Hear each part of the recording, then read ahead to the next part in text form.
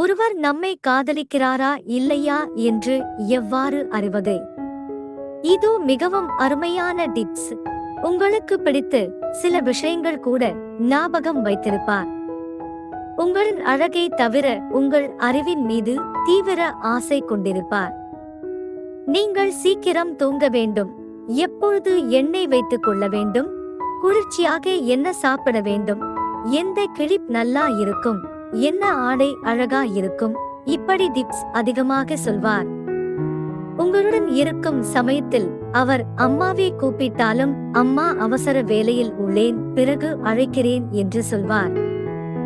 என் அம்மாவிடம்தான் இந்த அன்பை பார்த்திருக்கிறேன், இந்த கரிசனம் பார்த்திருக்கிறேன். என் அம்மா அப்பா தவிர உனக்கு தான் சொல்கிறேன்.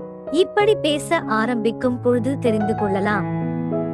அலுவலகத்தில் இவர் வரும் சமயம் இன்னொருவர் நம்மோடு பேசுவதை இவர் பார்த்தாலோ அவர் வந்தாலோ பொசெசிவ் ஆவார். உங்களை நினைத்து கவிதை, ஓவியம், சிறிய பரிசுகள் கொடுப்பார். உங்களோடு நேரம் அதிகம் செலவிட விரும்பி வீட்டை சமாளிக்க சொல்வார். உங்களுக்கும் அவருக்கும் சிறிய விஷயங்களிலிருந்து பெரிய விஷயங்கள் வரை பேச பகிர நிறைய இருக்கும். எதிர்காலம் திட்டம், இப்படி பல விஷயங்கள் அழகாக சிந்தனையில் திட்டமிட தோன்றும்.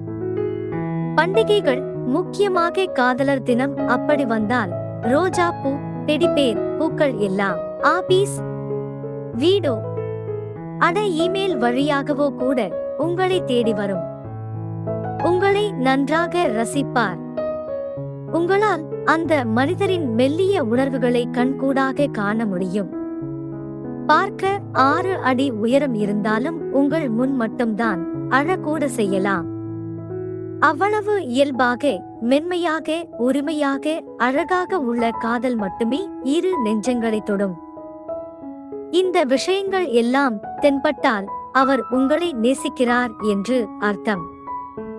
நண்பர்களே, இது போன்ற விஷயங்களை அதிகமாக தெரிந்து கொள்ள எங்களுடைய யூடியூப் சேனலை சப்ஸ்கிரைப் செய்யவும். நன்றி, வணக்கம்.